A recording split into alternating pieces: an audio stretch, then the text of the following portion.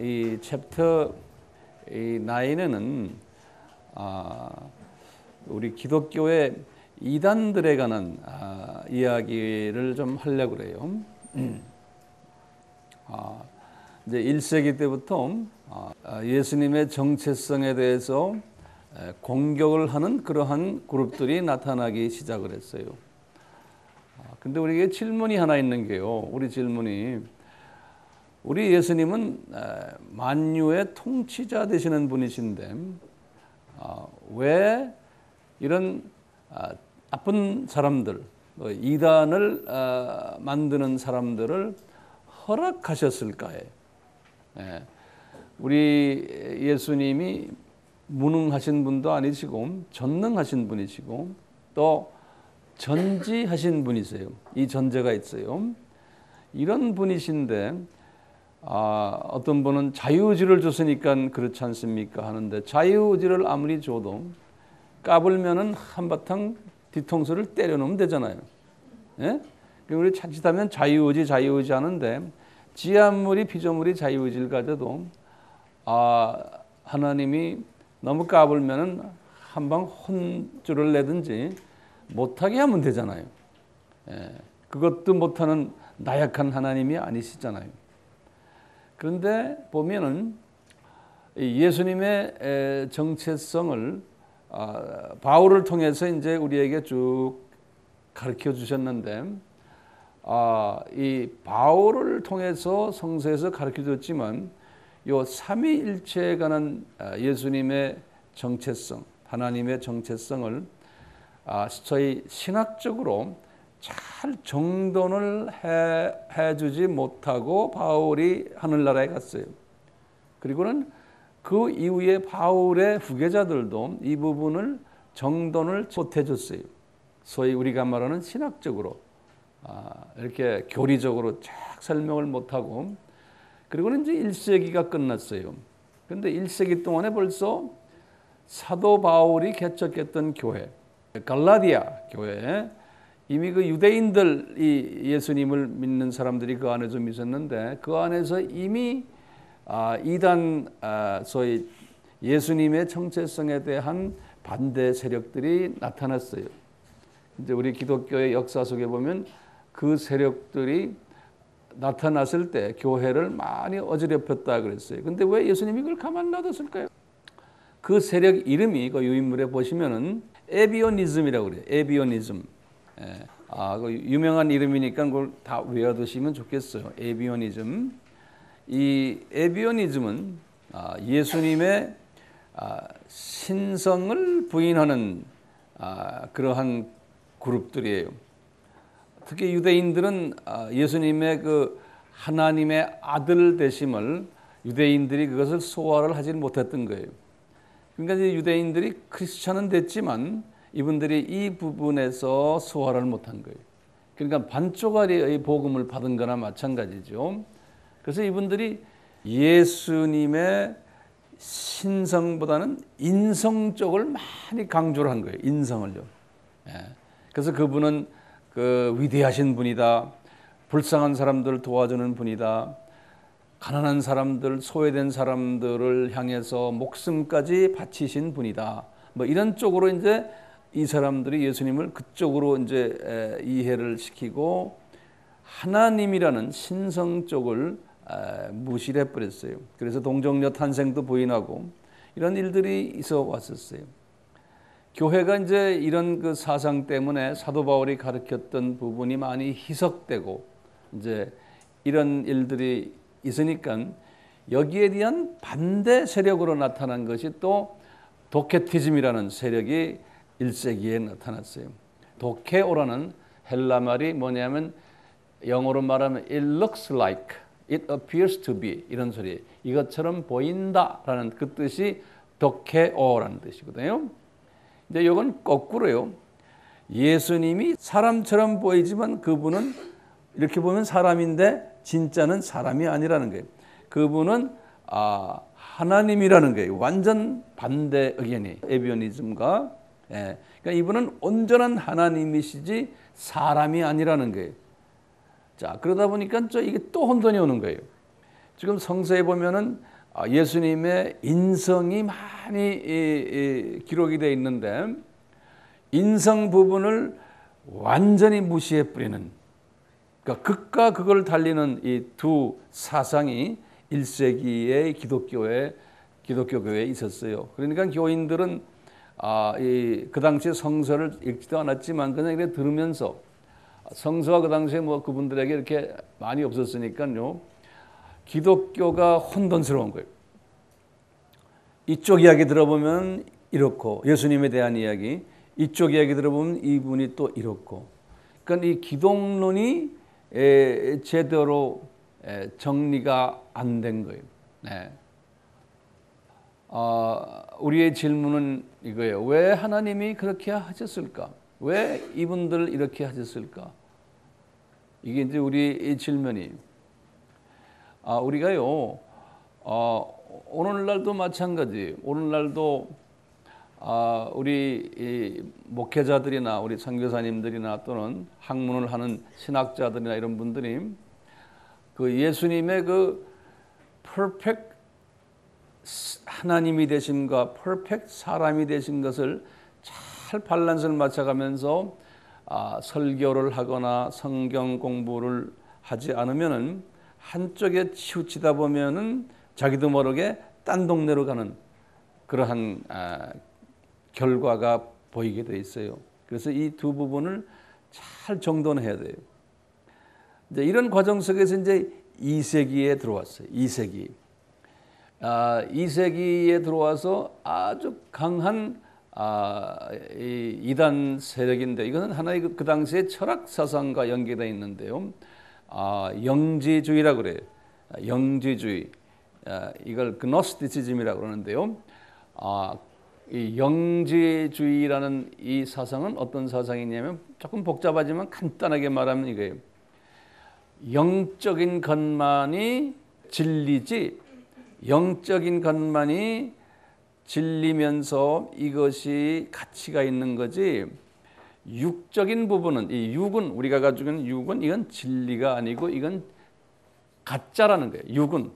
이건 그러니까 언젠가는 없어지는, 썩어지는 존재이기 때문에 이 육은 이건 가짜다. 이건 그림자같이 가짜고 진짜는 영이라는, 그래서 영지라는, 이 영이라는, 그러면서 진짜는 우리가 영 플러스 지식이라는 거예요. 지식. 우리가 알고 있는 우리 지혜, 지식이 이게 진짜 본체지, 이 육적인 것은 이거는 가짜다라고 보는 그 사상이 이제 극단적인 사상인데요. 그러다 보니까 이 철학 사상이 기독교에 들어와 가지고 이제 예수님을 딱 조명해 보는 거예요. 이제 뭐냐? 그 예수, 얼마 전에 나타났다는 그 예수, 지금 2세기 때거든요. 그 예수가 과연 그분이 하나님이지, 그분은 영체로서 있는 하나님이지, 그분이 사람이 돼가지고 뭐 33년 동안 살았다? 그것은 우리가 이해가 안 되네. 그거는 어떻게 하나님이 물체처럼 이 그림자 같은 육체가 돼가지고 나타나느냐? 그건 아니다라고 믿는 거예요. 그러니까 어떤 하나님, 예수님의 신성만 강조하지 예수님의 인성을 아주 절대적으로 또 부인하는 사상이에요. 이 사상을 영지주의라고 합니다. 그리고 이제 모든 우리 기독교의 예배 방식도 다 영적인 일만 해야지 육과 관계되는 것은 다 이건 아니다라고 보는 극단적인 사고 방식이에요. 이런 사상들이 지금도 우리 기독교계에 우리에도 있어요. 너무나 영적으로만 치중을 하다 보면은 예수님의 그 인성적인 부분, 성품적인 부분, 인격적인 부분, 우리 아까 예수님이 그 성부 하나님께 그 보여주시는 그 존경심, 이런 모든 좋은 릴레이션십, 거기에는 이성도 들어 있어요. 이성적으로 사물을 보면서 이렇게 잘 서로가 하는 이런 부분이 또 약해지는 거예요. 한쪽을 가다 보면요.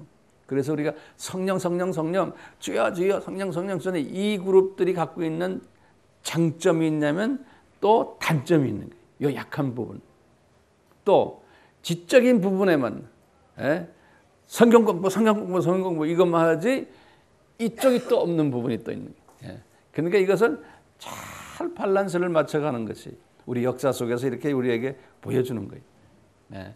이런 과정 속에서 이제 3세기에 들어왔어요. 3세기에 들어와서 이제 아까 제가 잠깐 비쳤지만 사벨리우스라는 사람이요. 이 사벨리우스라는 사람이 상당히 지혜로운 사람인데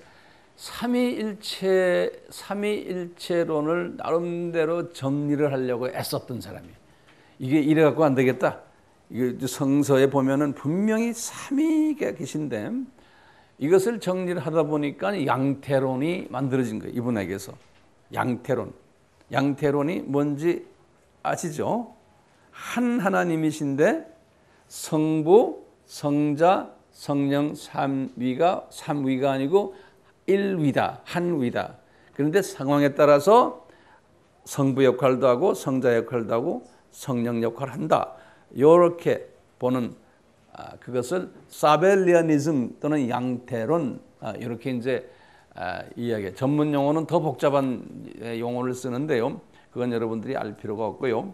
그래서 이제 사베리우스라는 사람 하면은 양태론 이렇게 기억해 주시길 바랍니다. 그래서 벌써 3세기에 들어와서 이 트리니티, 삼위 하나님의 개념이 좀 개념을 만들려고 애쓰는 부분이 이렇게 보여요. 그렇지만 그것이 나중에 이제 정리가 되지만 이러는 과정 속에서 이제 4세기에 들어와 가지고요.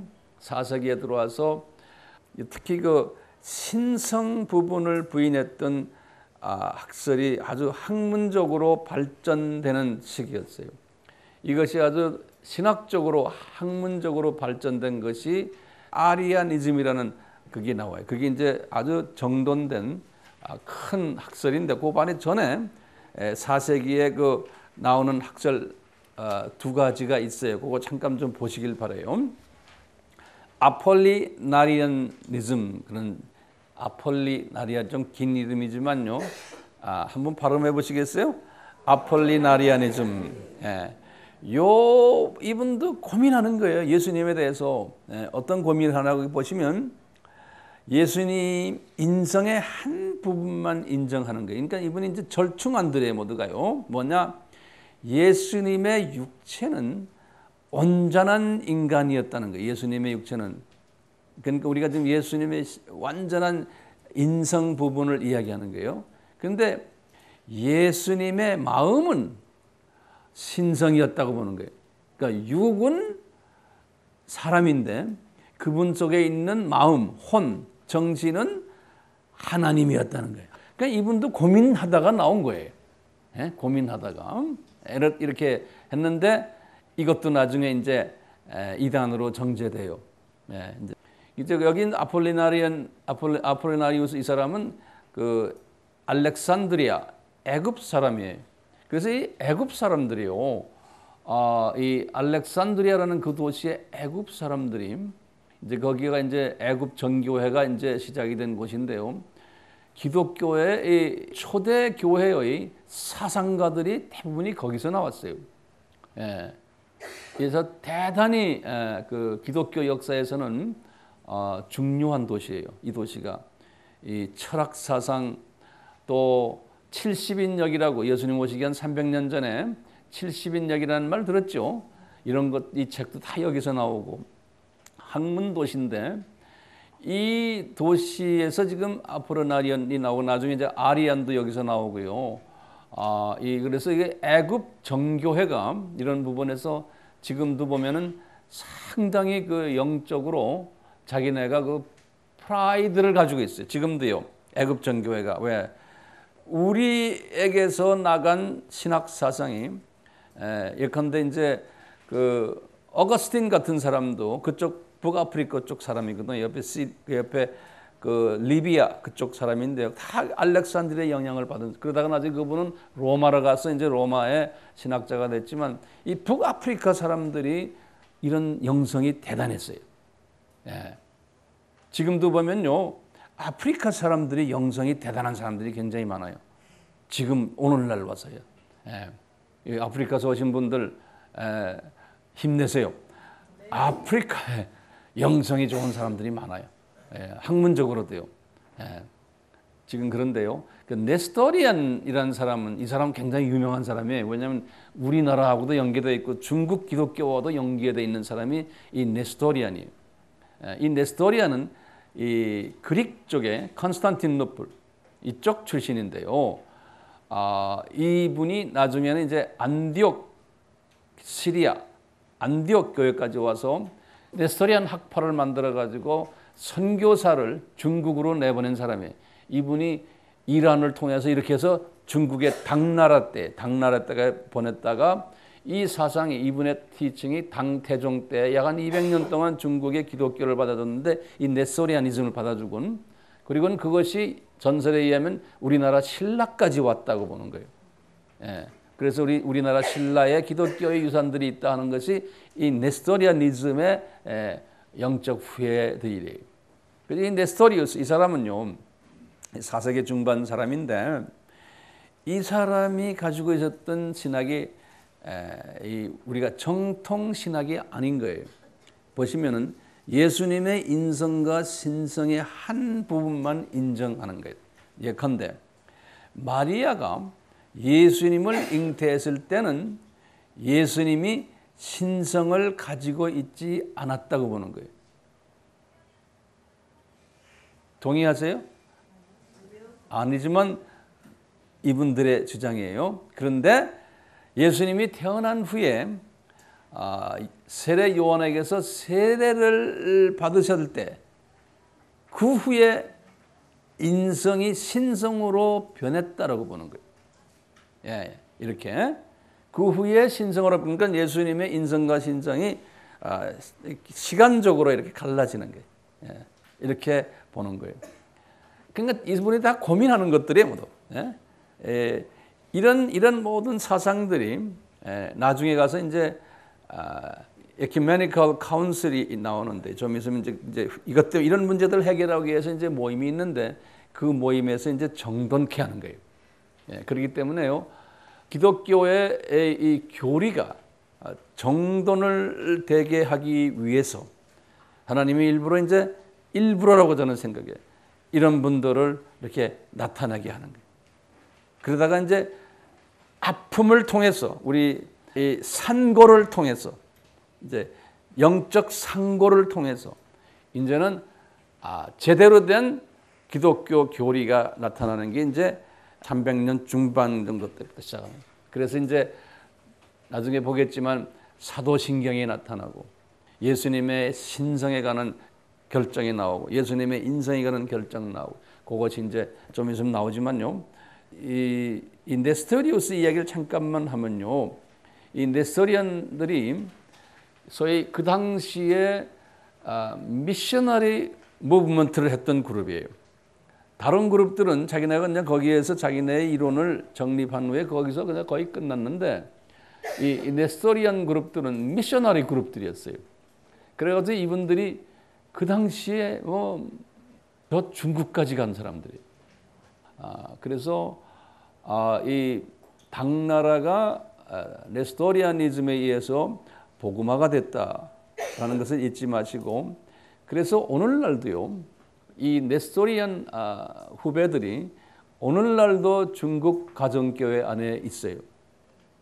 그래서 이 기독론을 믿고 있는 그룹들이 아직도 있어요. 자, 그 다음에 이제 4페이지 보시면 아리아니즘이라는 이것은 상당히 유명한 기독론에 대한 반대 사상을 가지는 그룹이에요. 우리 모두는 이 아리아니즘이 뭔지를 알 필요가 있고 또 알아야 돼요. 우리가요.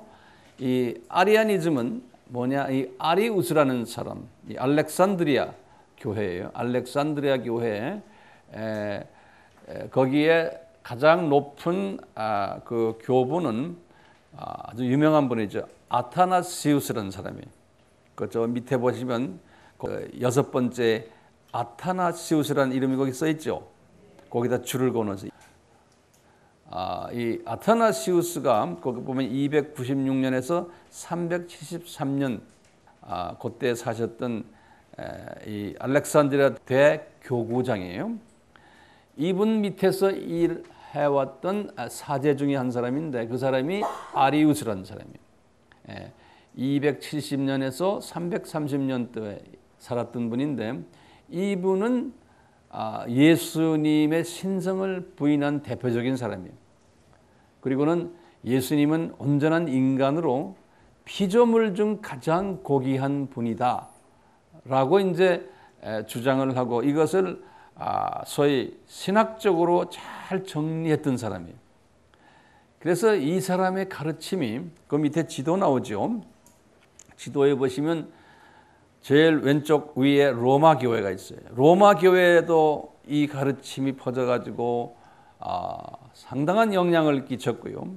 그 다음에 이제 그 중간에 보면 컨스탄티노플, 그 밑에 보면 칼케톤, 니케야 거기 있어요. 그리고는 이제 터키의 그 밑에 아시아의 에베소 교회, 그 다음에 안디옥 교회 시리아에, 그 다음에 예루살렘 교회, 그리고는 알렉산드리아 교회. 그 당시에 대표적인 교구들이 5대 교구였어요. 그래서 이 5대 교구를 지도를 이렇게 보고 다 외우셔야 됩니다. 이제 우리 목회자들이나 우리 선교사님들은 이걸 다 외워서 한눈에 딱 보도록 하셔야 될 것 같아요. 근데 이 모든 교회가요, 이 아리아니즘에 빠져가지고 교회가 상당히 신학적으로 혼돈이 왔어요. 그렇다고 해서 어떤 잣대가 없는 거예요. 예수님의 우리가 지금 말하는 삼위일체 이 교리가 제대로 정립되지 않았기 때문에 이제 이렇게 예수님에 대해서 이렇게 말하면 사람들이 귀가 쏠깃하고 또 이렇게 말하면 쏠깃하고 인성, 신성 이것이 잘 정리가 안 돼 있고 이런 혼돈 속에서 있었을 때 이 지금 5대 교구의 지도자들이 아타나시우스에게 불평을 하는 거예요. 니네 교회에 저 아리우스 때문에 우리 교회가 지금 시끄럽다. 지금 이 기독론이 정리가 안 되었다. 이거 좀 어떻게 좀 손 좀 보자. 그러니까 이 대표들이 서로가 이제 그 당시에는 뭐 이메일이 없으니까 한 번씩 통화하려면 얼마나 힘들었겠어요. 예? 상상을 좀 해보세요. 이분끼리 자기네끼리 서로가 편지 오가고 하면서 우리 한번 만나자 그런 거예요. 그 당시만 해도 이 로마 제국 아니지만 이분들이 각자가 다 교회가 있지만 민족이 다르기 때문에 서로 만나서 서로 교제하거나 이런 게 없는 거예요.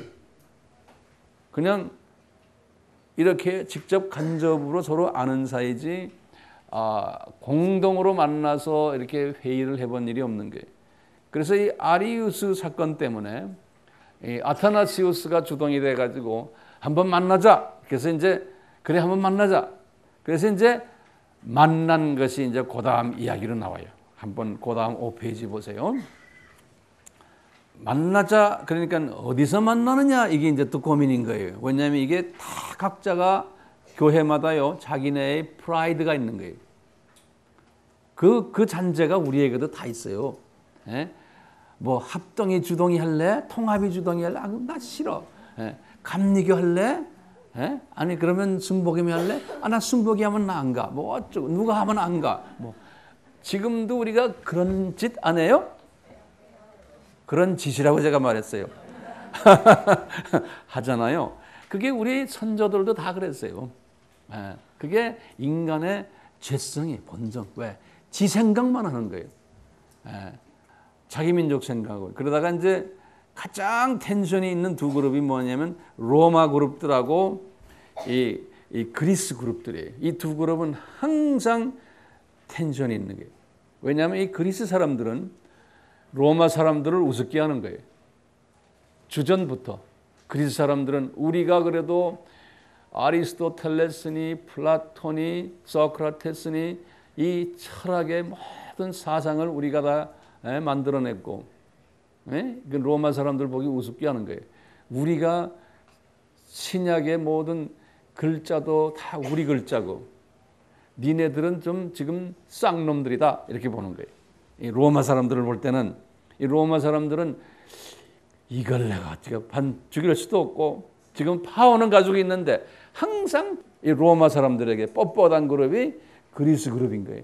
그러니까 교회 안에도 똑같은 거예요. 컨스탄티노플 교회하고 로마 교회하고는 항상 뻣뻣한 관계에 있는 거예요. 우리나라의 어느 교단과 어느 교단이 이건 할 수 없는 평생 그러면서 같이 살아야 되는 이게 아킬레스건이 어느 나라나 다 있어요. 어느 민족이나 다 있어요. 그래서 로마가 양보를 한 거예요. 야, 한번 모이는데 니네 동네에서 모이자 이렇게 된 거예요. 그리스 보고. 그런데 로마가 그러는 거예요. 너희 나라의 수도인 컨스탄티노플 우린 거기서는 안 모인다. 거기서 모이면 우리 체면 깎이는 게. 그래서 그 동네 조그마한 마을인 니케아에서 만나자 그런 거예요.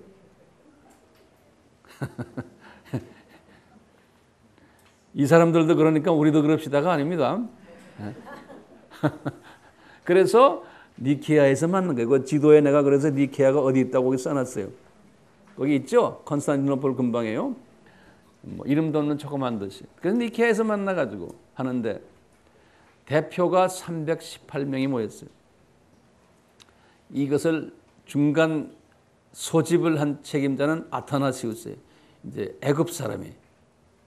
그래서 이제 중간에서 이분이 이제 해가지고 아타나시우스가 이제 안건을 들고 나온 것이 아리우스의 신학이에요. 그래서 이제 안건을 가지고 아리우스의 이 신학은 문제 있다. 당신들도 지금 경험하고 있지 않습니까? 그럼 각 5교구에서 318명이 모였으니까 주요 멤버들이 말 타고 배 타고 다 왔으니까 이게 보통 이 집회가 아니죠. 예? 그래서 이제 이 사람들이 거기서 기도하면서 니케아 신조를 만든 거예요. 이 니케아 신조가 아주 기독교의 기본 가이드라인이 된 거예요.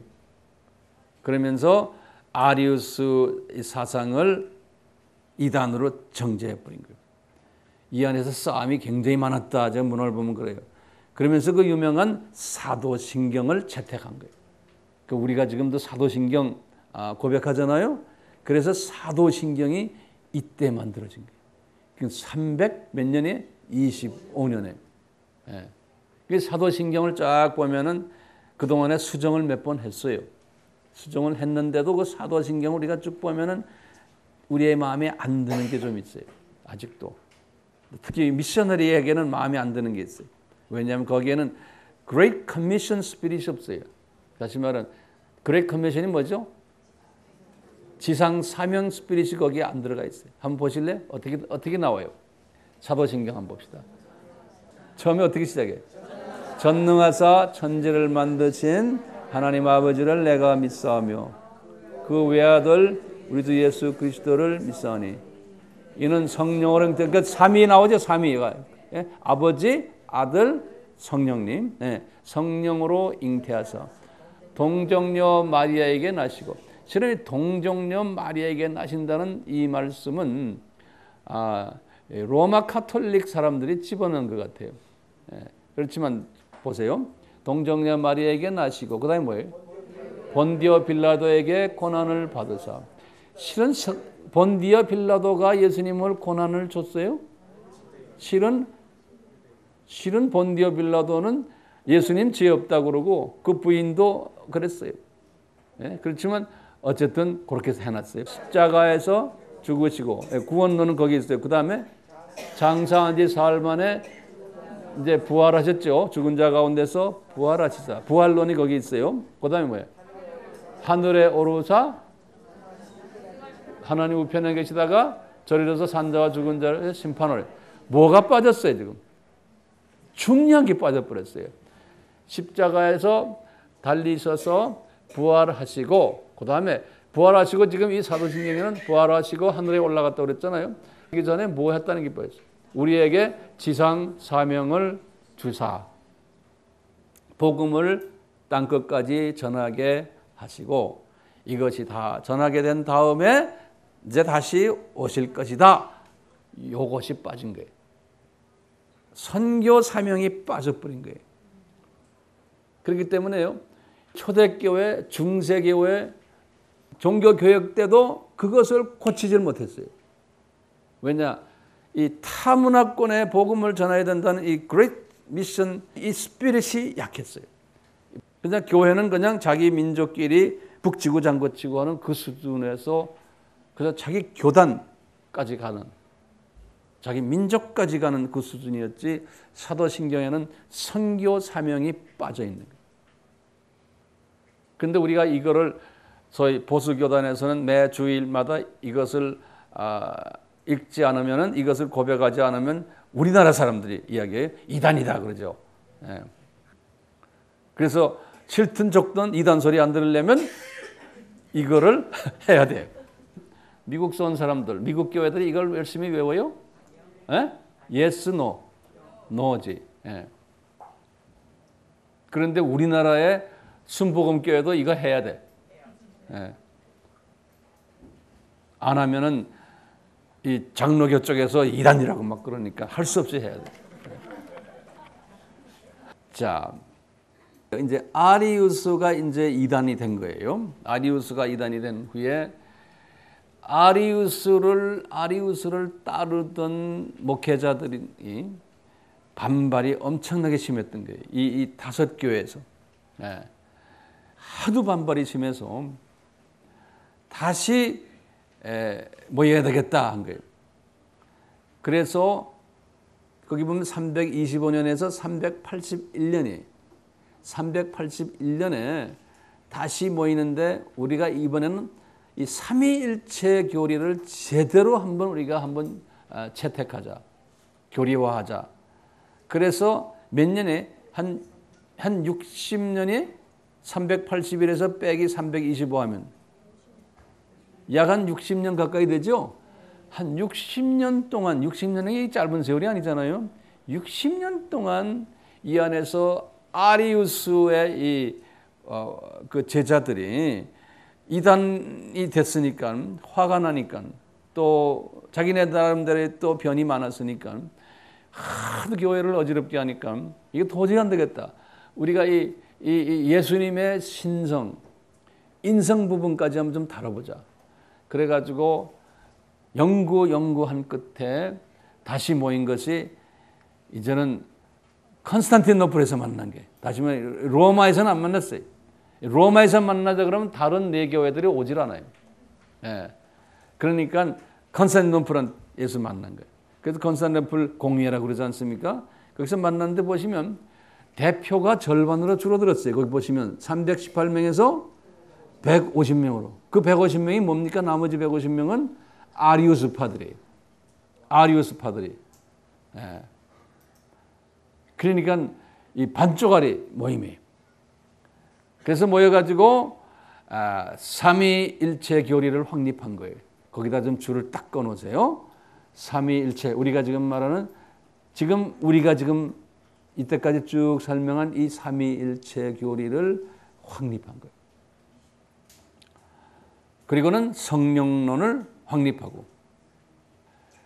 그러니까 말이죠. 이 삼위일체의 교리가 확립되기까지 몇 년 걸렸어요. 예수님 승천에 올라가신 게 30년인데 그 380에서 30을 빼면 350년 동안 엎치락 뒤치락 하면서.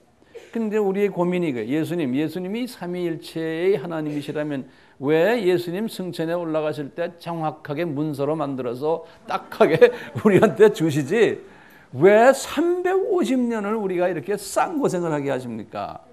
에? 제 개인적으로 질문이에요. 그러면서 저는 이렇게 생각하는, 하나님이 너희들이 진짜 하나님의 정체성 삼위일체를 알기 위해서는 산고의 고통이 있어야 된다는 거예요. 산고의 고통을 겪으면서 이제 진짜가 나타나는 거예요. 그러니까 우리 개인의 삶에서도 마찬가지예요. 주님이 어떤 뜻이 계시지만 그만한 사람이 되게 하기 위해서는 산고를 많이 겪어요. 우리 선교사님도 여자 선교사님 나와서 간증하는 걸 보면 그 산고의 고통들이 다 있었어요. 산고의 고통들. 그게 있으니까 이제는 감사한 마음으로 나와서 감격을 가지고 하고 우리도 또 거기에 대한 또 감격을 가지고 하는 것이 아닌가. 그래서 이 피조물들에게는 뭐든지 쉽게 탁 던져주면 그 가치를 모르는 거예요. 그래서 이 산고의 고통을 겪음으로 해서 이 삼위일체의 그 가치를 알도록 항상 하나님께서는 좋은 것을 준비해 놓으시건 산고의 고통을 경험케 하시는 걸 역사 속에서 우리가 볼 수가 있어요. 네. 그리고는 약 한 50년 후에 이제부터 로마 가톨릭 교회가 가지고 있는 숨겨놓은 자기네의 비밀이 있었어요. 이 로마 가톨릭 교회에 자기네가 가지고 있는 비밀을 통과시키기 위해서 이제부터 작전을 짜는 거예요. 왜냐하면 이 로마 가톨릭이 여기에 대한 자세한 것은 여자의 후손책 빨간 책 있죠? 그거 읽어보시면 자세하게 나와요. 이제 로마 가톨릭이 로마 교회가 이제 이 국교를 만든 것이 언제예요? 처음에 이제 인정한 것이 313년이죠. 그렇죠? 그리고 국교가 된 것이 380년이죠. 380년 다시 적어 놓으세요. 알아도 또 적어 놓으시고 적어 놓으시고 하세요. 왜냐하면 일주일만 있으면 까먹어요. 다시 제가 말해요. 로마가 313년에 로마 제국이 기독교를 공인하고 컨스탄티노플 대제가 그리고는 380년에 뭐예요? 데오도시우스 황제가 380년에 바벨론 종교가 자기네의 모 종교인데 이제는 그것을 포기하고 기독교를 완전 로마 제국 종교로 만든 거예요. 기독교를. 그렇게 하다 보니까 이 로마 제국에서 갈등이 하나 생긴 게 뭐냐? 바벨론 종교는 여신을 믿는 종교예요. 세미라미스. 여신을 믿는 종교고 그 여신이 아들 단무줄을 무릎에다 앉혀놓고 있는 그것이 바벨론 종교의 표상이에요. 그런데 기독교를 딱 이제 공식화해서 딱 보니까 기독교는 거꾸로예요. 기독교는 남성 종교예요. 우리가 예수님을 섬기는 종교인데 이게 로마 제국의 백성들이 이것을 소화하는 데 좀 어려움이 있었던 거예요. 그래서 로마 가톨릭의 신학자들이 모여가지고 이것을 어떻게 소위 상황화시키느냐. 그래서 바꿔놓은 것이 마리아를 세미라미스처럼 부상하고 그리고는 예수님을 어린아이 단무줄로 바꿔놓은 거예요. 그래서 이제 이야기하니까 쉽게 이 로마 가톨릭 교회가 교리가 퍼질 수가 있었어요. 그래서 이제 그것을 하려니까 신학적으로 이 마리아를 부상을 시켜야 되는 필요성을 느낀 거예요. 마리아를. 그래서 이제 이분들이 로마 교회에서 지금 여기 이 마리아를 부상시키기 위해서 자기네 교세 확장을 위해서예요. 교리를 설정하는 그 과정을 하려면은 이 나머지의 네 교구와의 협상에서 이것이 어느 정도 인정을 받아야 되거든요. 그래서 모인 것이 에베소 공회예요. 에베소 공회. 그래서 이제 431년에 에베소 공회를 모였어요. 로마가 어느 정도 푸시한 거예요. 정치적인 파워 가지고 250명이 모였다고 기록에 있어요. 그러면서 이제 로마 교회가 안건을 제시를 했어요. 이분들에게 뭐냐? 마리아 종신 처녀설과 마리아 성모설을 제안했어요. 그랬더니 이 나머지 네 교회가요 막 들고 일어나는 거예요. 그거는 우리는 도저히 용납 못한다. 그래가지고 한바탕 안에서 이제 싸움이 벌어진 거예요. 이제 그러는 과정 속에서 인간 완전 타락설, total depravity 그 안건은 채택이 됐어요. 그렇지만 마리아 종신 처녀설과 마리아 성모설은 제안만 했지 이것이 채택이 되질 못했어요. 에베소 공회에서요. 그래서 이제 그냥 폐해를 선언했어요. 그리고 있다가 약 20년 동안 로마 교회가 물밑 작업을 했어요. 20년 동안. 그래가지고 칼케톤에서 만난 거예요. 그래서 이 칼케톤 공회는 굉장히 중요한 공회예요. 이 칼케톤 공회는요. 이 칼케톤도 거기 보면은 그 컨스탄티노플 바로 옆에 있는 조그만 마을인데요. 그래서 이 신학자들은 역사 신학자들이 칼케톤 카운슬은 아주 유명한. 그래서 항상 이렇게 대명사로 칼케톤 카운슬에 의해서 이렇다. 칼케톤 이야기를 많이 해요. 왜냐하면 여기에서 뭐가 있었냐면 한 500~600명이 모였어요. 이건 대부분의 그냥 소위 사역자들은 다 모였어요. 451년에 모여가지고 예수님의 신성, 예수님의 인성을 완전히 다 채택하고 perfect humanity, perfect deity라고 그래요. 이것을 완전히 거기서 한 다음에 설정한 다음에 그 다음에 이제 중요한 게 마리아 종신처녀설과 마리아 성모설을 교리로 채택한 거예요. 정치 파워 가지고. 예? 그러다 보니까 어떻게 됐어요? 그러다 보니까 하루아침에 그 당시에는 기독교라는 거는 이 5대 교구가 기독교예요. 그렇죠? 나중에 이제 그 5대 교구가 다 이제 정교회가 된 거예요. 로마는 로마 교회가 되고 그리스 전교회가 되고 시리아 전교회가 되고 예루살렘에는 이제 그러면서 이제 슬슬 없어졌지만 그 다음에 무슨 전교회요? 애굽 전교회 되고. 그러니까 정교회가요. 하루아침에 자기네가 좋든 안 좋든 마리아 숭배 학설 이것을 그대로 자기네도 할 수 없이 안아버린 거예요. 그래서 지금까지 정교회는 이것을 지금도 자기네가 프랙티스하고 있어요. 마리아설. 그래서 이제 정교회나 이런 데 가면 마리아가 있고 거기에 아기 예수님이 앉아 있는 모습들이 소련 분들, 소련 정교회. 그다음에 불가리아 정교회. 그렇죠. 예, 다 그렇죠. 예. 이게 언제냐? 무엇 때문에 그래? 칼케톤 그래. 예? 칼케톤 공회 때문에 그렇다. 그러니까 451년이 이때부터. 그 약 500년으로 생각하면 돼. 그러다가 이제 1000년이 딱 지나갔어요.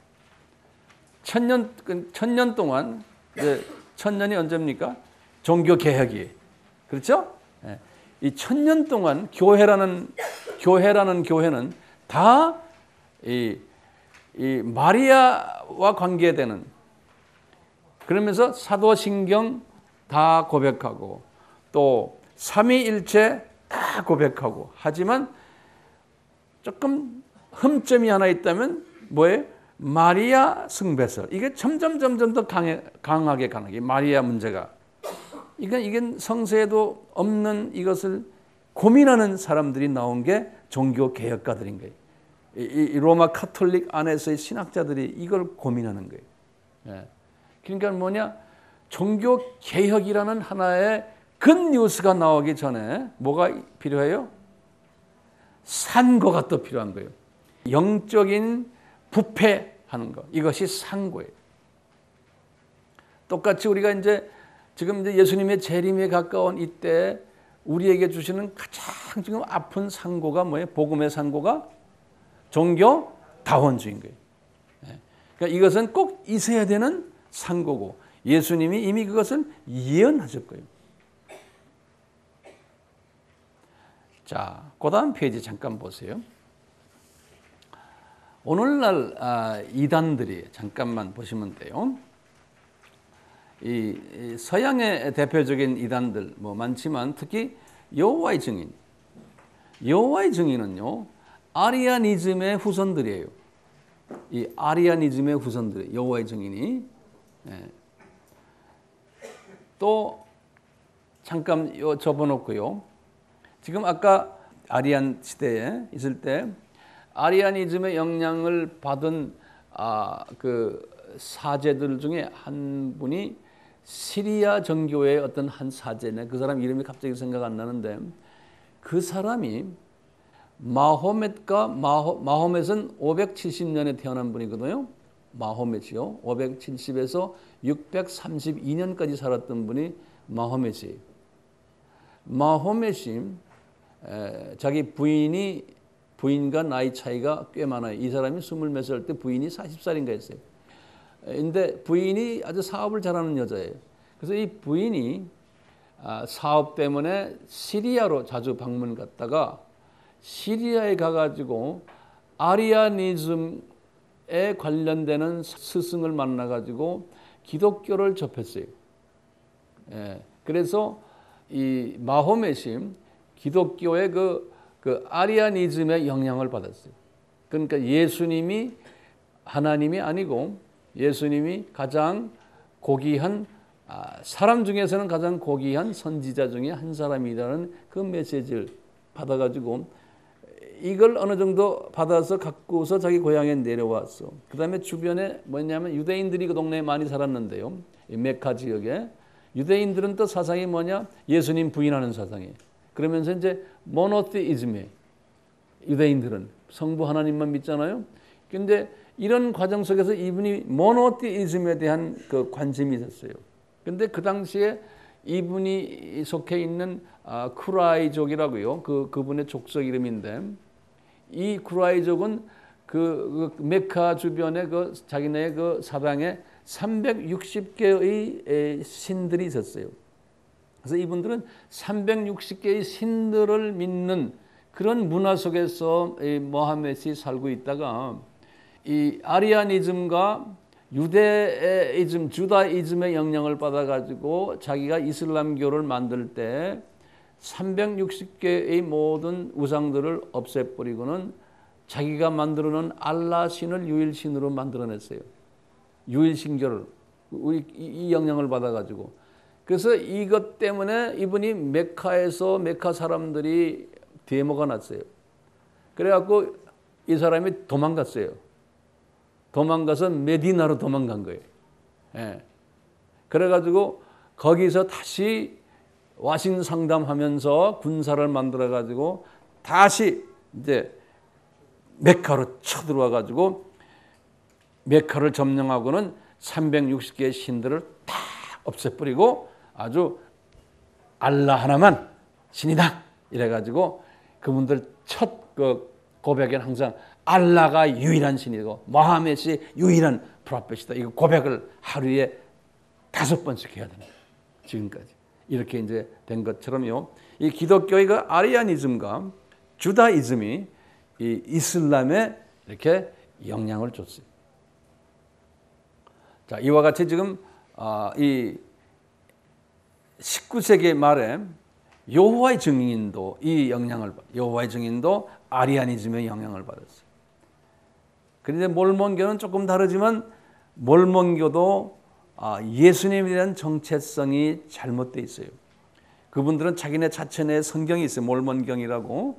그래서 모든 이단이라는 건 뭐냐요? 예수님의 정체성을 잘못 이해하고 있는 거예요. 그렇기 때문에 우리는 이단과의 그 싸움을 하려면 예수님의 정체성을 제대로 알아야 되고 플러스 삼위일체를 제대로 우리가 알아야 되는 거예요. 모든 이단은 이 예수님의 정체성에 공격하는 거예요. 그렇게 예수님께서 또 아마 허락하신 것 같아요. 왜 허락해요? 그렇게 나쁜 놈들, 예수님에 대해서 다른 이야기하는 놈들이 많아야지만 주님의 사랑하는 백성들이 예수님에 대해서 더 깨끗하게 보존하려는 게 있어요. 예? 이 참놈들이 많아야지만 필터링 해가지고 진짜 정수를 만들어줘요. 물이 더러우면 우리가 정수를 만들어줘요. 그렇기 때문에 이런 게 많을수록 우리 미셔너리들이나 우리 파스터들은 어떻게 해야 돼요? 더 예수님에 대해서 더 초점을 맞춰야 돼요. 그래야지만 서바이브 할 수 있기 때문에. 그러니까 하나님이 우리에게 주신 산고예요. 산고. 그 다음에 크리스천 사이언스라고 여기 이거는 보스턴 쪽 저쪽에 뉴잉글랜드 가면 상당히 보면 미국에 아주 거의 지식인들이 여기에 지금 많이 들어가 있어요. 이런 것들 있고요. 한국의 대표적인 이단들 우리 다 알잖아요. 그 다음 페이지 보시면 통일교, 천부교, 구원파, 베레야, 신천지, 기쁜 소식 선교회, 하나님의 교회, 안상흥 증인회, 엘리야 복음선교회, 대순진리회, 이게 또 그 다음에 뭐 많아요. 뭐 자주 그런 게 많은데 이 대표적인 것들 몇 개 제가 적어놨는데요. 이런 것들이 있을 때마다 우리는 어떻게 해야 돼요? 이런 것들은 주님께서 우리 예수님이 아까 그랬죠. 무능하신 분 아니에요. 이런 것들 없애려면 하루아침에 다 없애버릴 수 있어요. 근데 왜 이렇게 놔둬요? 박테리아가 많아야 돼요. 이 공기가요. 탄산가스가 많아야 돼요. 그래야지만 우리는 그 탄산가스 안 마시려고 순수한 공기 마시려고 자꾸 찾아다니잖아요. 똑같아요. 이런 탄산가스가 많아야지만 예수님을 더 분명하게 알려고 우리가 애쓰는 그 마음입니다. 예. 그러니까 이 양반들은 주님의 장중에서 지금 까불고 노는 거예요. 예? 그러니까 미워하지 마세요. 주님이 없애려면 하루아침에 없애요. 우리를 위해서 우리가 더 순수해지라고 예수님의 정체성을 순수하게 깨달으라고 더 갈급하게 알아라고 이놈들을 이렇게 들놀이로 세우는 거예요. 그런데 요새 와서 강한 이런 지금 말하는 대표적인 이단들은 이놈들은 이건 아무것도 아니에요. 우리가 진리로 무장을 하고 있으면 이놈들 우리를 덤비지도 못해요. 오늘날 한국교회가 왜 이놈들 겁을 내요? 교회가 진리를 가르치지 않기 때문에 그러는 거예요. 예수님을 제대로 안 가르치니까 교인들 뺏길까 봐. 제대로 가르치면 무장만 해놓으면 그놈들 겁날 게 뭐 있습니까? 그런데 교인들이 훈련이 안 돼 있으니까 겁나가지고 이단 조심해라. 어디 가서 성경 배우지 말아라. 어디가 정말 가다만 못지 가다 놨으면 가르쳐야 되잖아요. 네. 이런 부분들이 있어요. 근데 가장 지금 무서운 이단 사상이 뭐냐? 뉴에이지 사상과 그 다음에 종교 다원주의. 이것은 우리가 철저하게 무장을 해야 되는 거예요. 예수 그리스도로. 그래서 제가 몇 시간을 지금 목이 아파라고 이 기독론 말씀을 드리는 거예요. 아멘? 예.